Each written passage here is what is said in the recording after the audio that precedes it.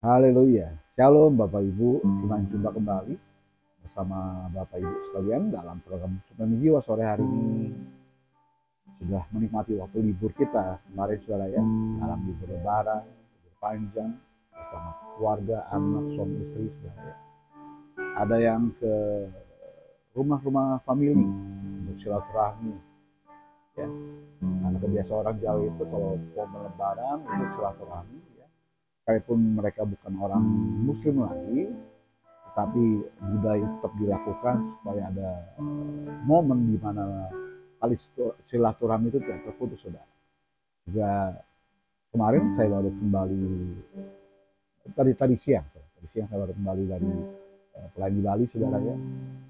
Sehingga bersyukur bahwa Pulau Bali ini yang orang bilang Pulau Dewata, bertumbuh kekristenan pun cukup signifikan di sana, saudara ya. Bersyukur juga nama Tuhan bermuliakan sehingga jadi berkat untuk Pulau Bali. Sore hari ini kita kembali memulai Suplemen Jiwa, lanjutkan pembahasan kita dalam Mazmur pasal 7. Sore hari kita bahas dalam ayat ke-12, saudara. Ya kan, apa yang Bapak Ibu telah pelajari selama ini mengenai Mazmur 7 ini boleh saudara lakukan, imani dan pegang teguh. Juga terima kasih atas setiap topangan doa untuk program ini dan juga untuk saya. Maka setiap taburan yang Bapak Ibu berikan dalam program Suplemen Jiwa, dalam program Bible Ministry-nya GKIDW DST, saudara, sehingga apa yang Bapak Ibu taburkan itu untuk membawa jiwa datang sama Tuhan dan memenangkan jiwa mereka sama Tuhan Yesus. Datang sama Tuhan sore saudara. Kasih Tuhan Yesus. Memandang wajah-Mu, rasakan kasih-Mu,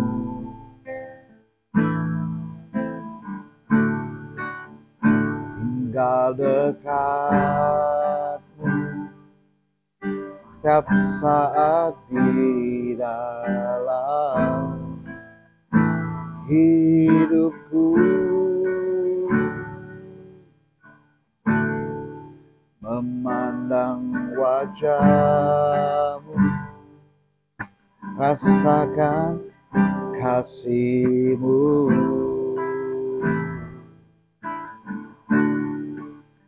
tinggal dekat-Mu setiap saat di dalam hidupku.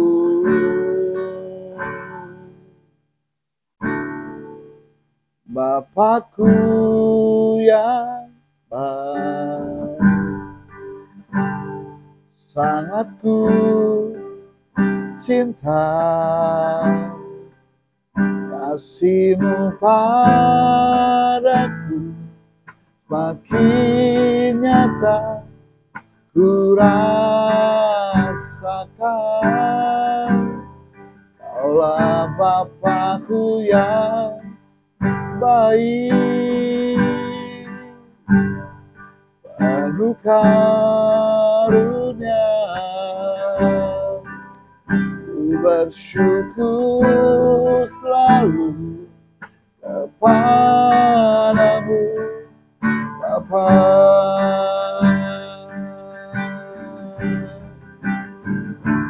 Bapakku yang baik, sangat ku cinta, kasih-Mu padaku makin nyata ku rasakan. Kaulah Bapakku yang baik, penuh karunia, ku bersyukur selalu kepadamu Bapa.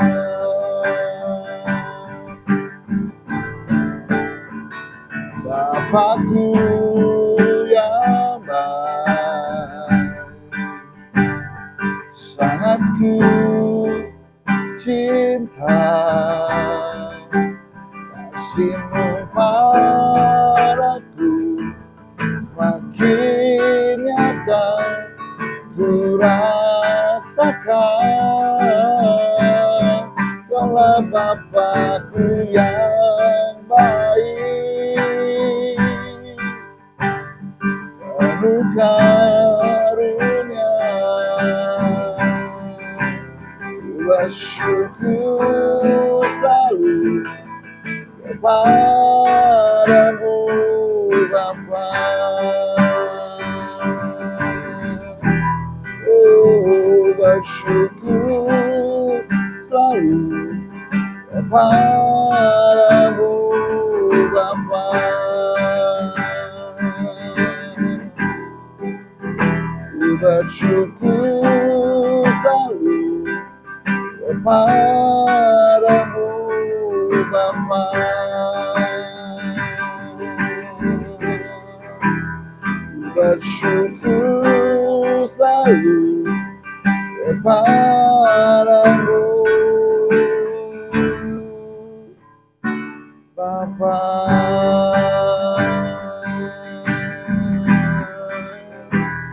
Mau bersyukur padamu, ku mau bersyukur padamu Tuhan. Terima kasih.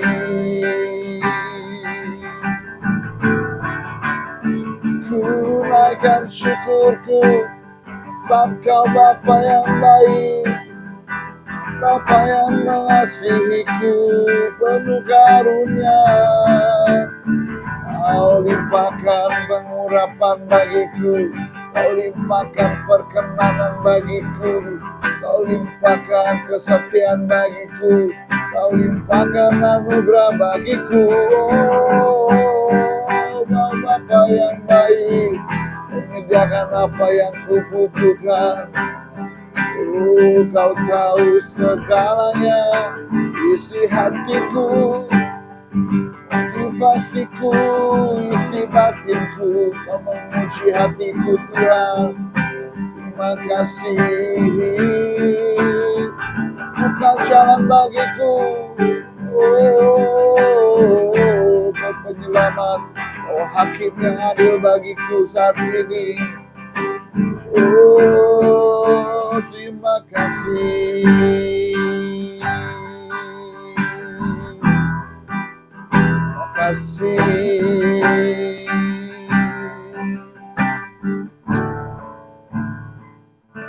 Dengan sore hari ini ya Tuhan, Roh-Mu yang kudus memimpin kami dengan hikmat-Mu, sehingga dalam bahasa yang sangat mudah kami boleh pahami setiap firman-Mu dan boleh lakukan tepat seperti yang Tuhan sudah memberikan kami. Dalam nama Yesus haleluya. Amin. Lalu ya, Bapak Ibu, jadi saya hampir 10 hari deh, 10 hari lebih gitu ya. Saya dari mulai tanggal 6 lalu, tanggal 6-7 lalu, trip. Karena kebiasaan keluarga kami dari sejak kecil saudara, dibiasakan untuk menjalin hubungan, ya, membuka hubungan lalu terus mempererat hubungan dengan keluarga saudara. Sekalipun kami sudah tidak satu keyakinan lagi dengan mereka, tetapi budaya ini kami terus lakukan turun-temurun dari orang tua saya kepada saya, dan saya turunkan kepada ponakan saya Fani saudara. Supaya apa? Supaya mengingat ada keluarga-keluarga yang butuh dilayani juga, dan kami tetap memegang teguh bahwa apapun agamamu, tetap darah keluarga saudara itu nomor satu. Sehingga kami tetap menjadi pengikat, yaitu kasih persaudaraan. Ya, dari Bandung lalu ke Semarang, lalu ke Jogja, lalu ke Solo, pelayan misalnya juga saudaranya, beberapa gereja kami layani. Bahwa selama perjalanan itu pun ya macet iya, tapi sukacita itu tentunya ada. Lelah iya, tetapi kegembiraan yang datang daripada Tuhan dalam hati kami itu terbayarkan. Lalu lanjut pelayanan pada minggu ke-3 kemarin ini ke Pulau Bali. Kita buka kitab kita sore hari saudara ya, di dalam Mazmur 7 pada ayat ke-12. Alkitab kita berkata demikian Bapak Ibu. Allah adalah hakim yang adil dan Allah yang murka setiap saat. Ada satu sisi memberitahukan bahwa pribadi Yahweh itu hakim yang adil. Tetapi ingat baik, sekalipun dia adil, sekalipun digambarkan dia penuh kasih, dia juga pribadi yang murka setiap saat. Amarahnya itu mendatangkan murka, karena ada murka itu berarti amarah yang sangat memuncak. Berarti ada penilaian yang diberikan oleh Bapa kita selama kita hidup. Ya. Jadi ketika engkau melakukan kesalahan kecil, ya dia menilai dulu. Sampai pada saatnya, apakah engkau masih mau mengubah pola pikirmu, cara hidupmu, tidak mau berubah, sampai nanti klimaksnya, maksimal posisinya itu meledak, lalu ada kalimat murka. Nah, inilah yang harus saudara cermati. Kalau engkau menjadikan Tuhan itu, Allah itu sebagai perisai bagimu, seperti kita bahas minggu lalu, seperti baju zirah ya, ada baju yang besi ya saudara, perisai, shield tadi, sehingga itulah yang menyelamatkan dirimu dari setiap ancaman-ancaman jahat, kuasa jahat, niat-niat buruk orang jahat pada dirimu. Tetapi juga Alkitab katakan pada 11 yang lalu kita membahas bahwa dia itu menyelamatkan orang-orang yang tulus hati, orang-orang yang setia, orang-orang penuh kebaikan, orang-orang yang mau taat pada peraturan-peraturannya Tuhan. Nah pada ayat 12 ini dibuka dengan Allah adalah hakim yang adil. Jadi kalau saudara merasa bahwa seperti kita pernah bahas pada ayat yang pada ayat yang ke berapa tuh kita bahas? Oke, pada ayat ke-9 kita pernah bahas waktu saat yang lalu. Bahwa janganlah engkau menjadikan posisimu seperti Tuhan untuk menjadi hakim untuk orang lain. Kita pernah bahas itu sebelumnya. Karena cara penghakiman manusia dengan cara penghakiman Tuhan itu berbeda.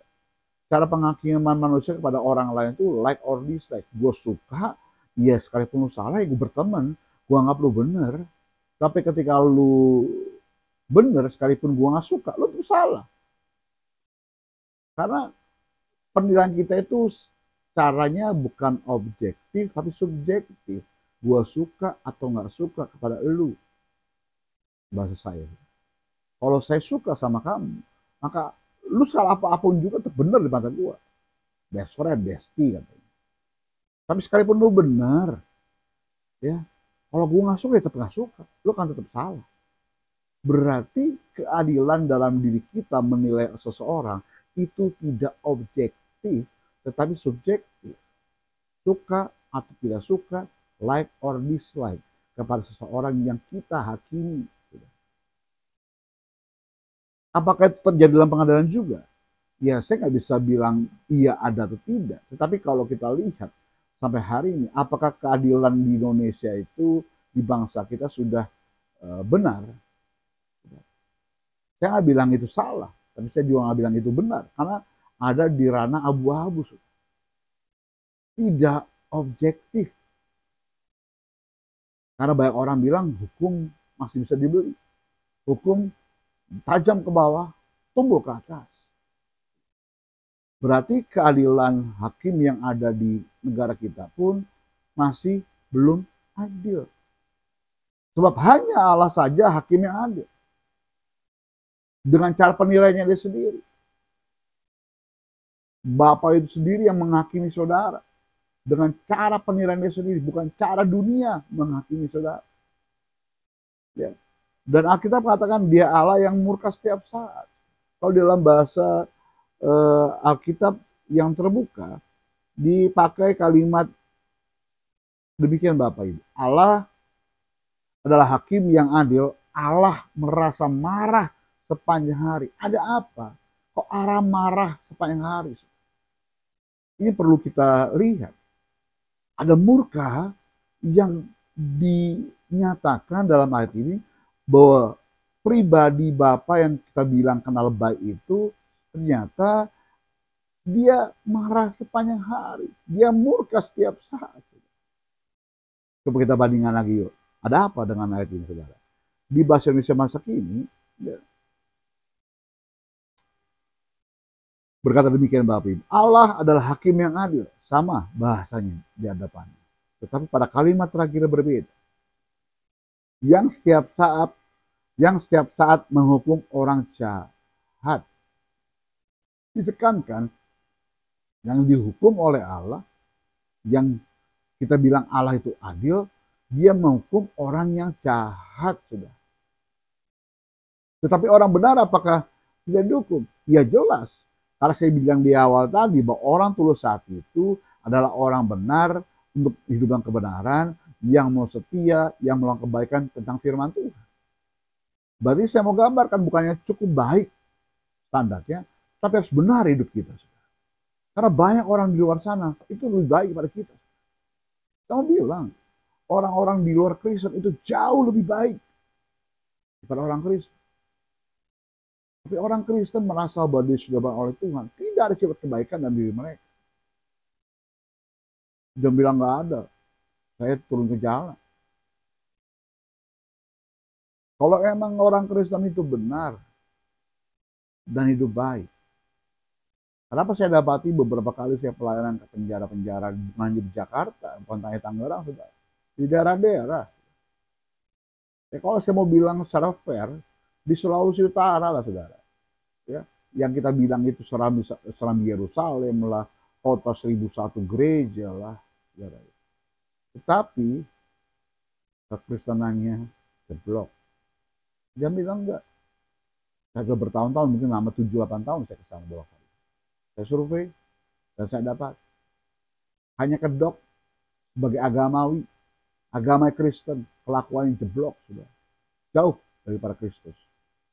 Dan di penjara Malendeng sudah, saya mau kasih tahu, 99,99% orang Kristen yang pakai salib di lehernya, pakai tato salib, ada Jesus Christ tatonya, ada gambar Yesus dalam tatonya, tubuhnya, hidupnya jauh. Apakah cukup dengan saya berbuat baik? Enggak, standar. Tapi saya kasih makan anak orang, Pak. Iya. Tapi kau belah kepala leher orang. Kalau kau benar di depan Tuhan, tidak mungkin kau ada di sana. Kau bilang kau hidup baik sama orang lain, nggak mungkin. Kau tusuk orang ketika kau mabuk. Miris bagi saya. Kalau engkau berkata ke orang Kristen, ya cuma ada di gereja pada saat Natalan, Tahun Baru, Paskah, saudara. Lebih ini mana? Di luar. Nah, Bu.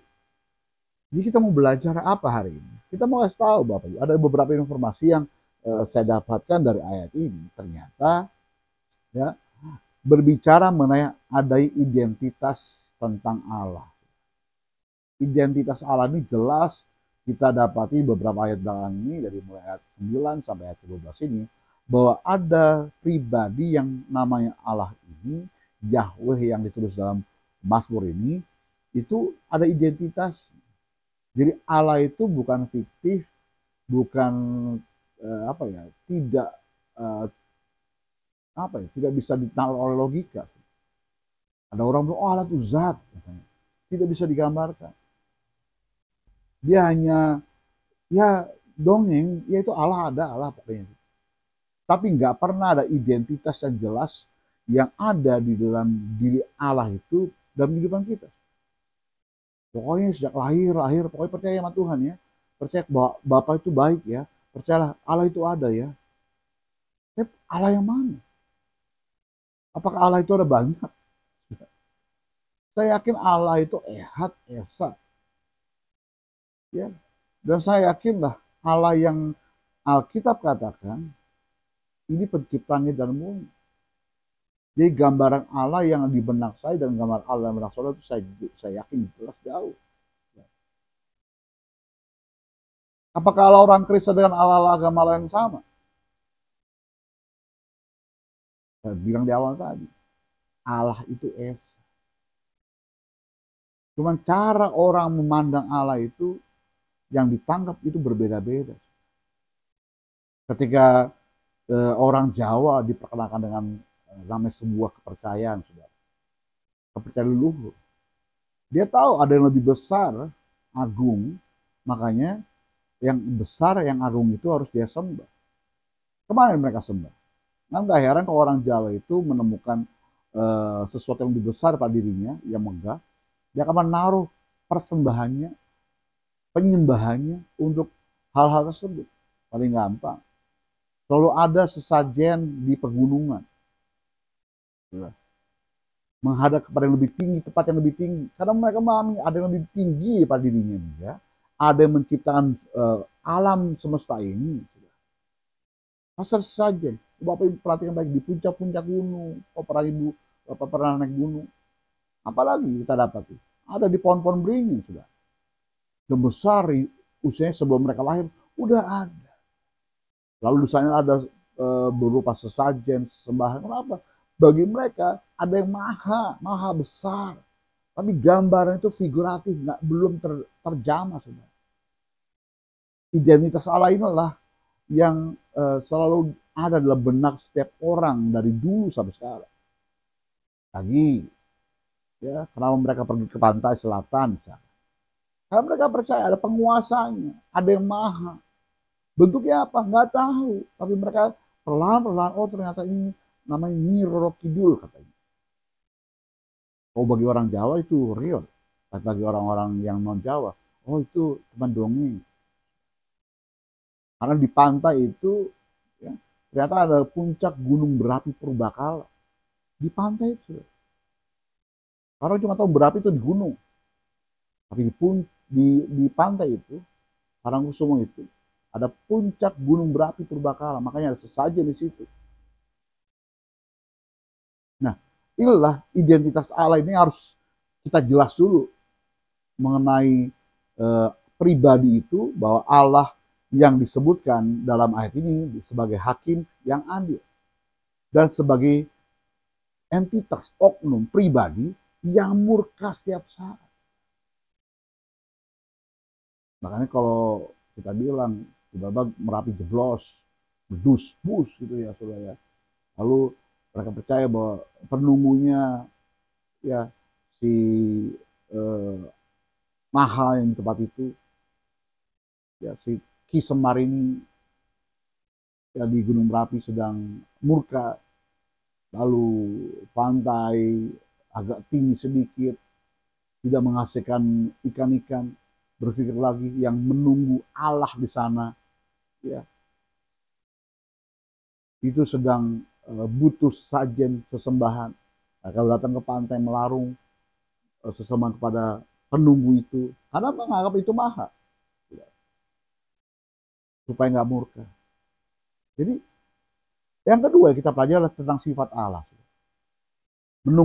menegaskan bahwa sifat Allah itu ada, sifat Allah itu murka, ya dia hakim yang adil, berarti ada sifat Allah sebagai pribadi yang adil dan sifat Allah yang tentang murka. Apa pesan moral yang kita dapat dalam ayat ini? Allah adalah hakim yang adil dan sebagai umatnya kita harus menyadari keadilannya dan menghindari melakukan hal-hal yang membuatnya murka. Istilah Allah yang murka setiap saat, ya, menunjuk kepada konsep Allah memiliki sifat murka yang merupakan bagian dari keadilan dan kuasaannya. Memang dia baik, memang dia penuh kasih, tetapi ketika engkau berbuat salah, jahat, apakah seorang ayah, bapak di dunia ini tidak menegurmu, tidak menghukummu? Saudara.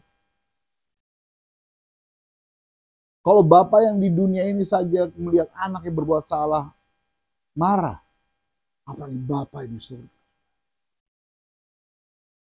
Ini menunjukkan bahwa Allah tidak mentolerir ketidakadilan atau pelanggaran terhadap kehendak-Nya. Dan ketika itu terjadi, murkanya akan diungkapkan. dalam konteks agama sering digunakan untuk menekankan pentingnya taat kepada perintah Tuhan dan menjauhi dosa serta kesalahan. Ketika Allah disebut sebagai hakim yang adil, itu menunjukkan bahwa Allah mempunyai kebijaksanaan. Satu sisi, ketika dia melihat ketidakadilan, dia murka. Tapi satu sisi, ketika dia menjadi hakim yang adil, dia mempunyai kebijaksanaan yang adil, yang memberikan keputusan atas segala hal. Namun, sebagai bagian dari keadilannya, Allah juga punya sifat murka terhadap pelanggaran. Ini baik, saya garis bawahi, pelanggaran. Berbuat jahat, berbuat tidak benar, ya, terhadap kehendaknya dan ketidakadilan yang dilakukan oleh manusia. Apa sih kalau konsep tentang hakim pengadilan? Ya bicara mengenai keadilan, sudah. Berbicara mengenai salah atau benar. Berbicara mengenai hak-hak yang harus dibela. Murka Allah bukanlah tindakan sembrono atau tidak beralasan, tetapi merupakan respon yang sesuai terhadap pelanggaran terhadap nilai-nilainya yang adil dan benar. Tuhan udah kasih warning, kamu dengar juga, dinasihatin, kamu dengar juga, masih terus lakukan dosa, ya disikat sudah. Paling gampang deh. Apa sih fungsi lampu merah di perempatan jalan? Ketika lampu itu merah, seharusnya, sepatutnya semua kendaraan bermotor berhenti di belakang garis zebra cross.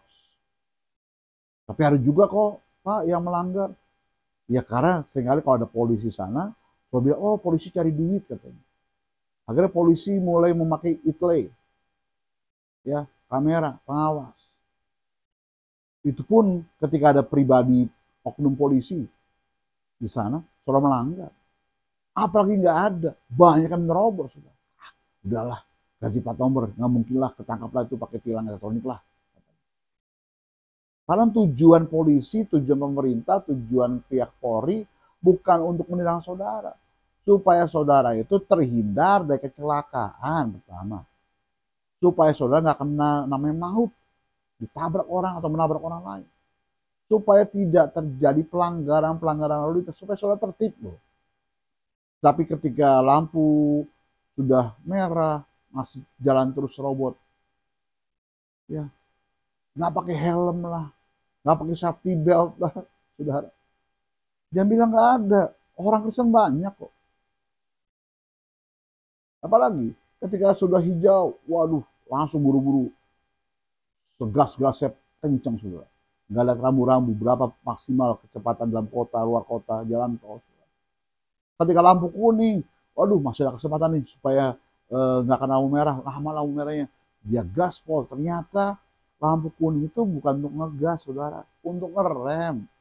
Supaya ketika lampu merah terjadi, ya, saudara berhenti tepat di garisnya, bukan digas.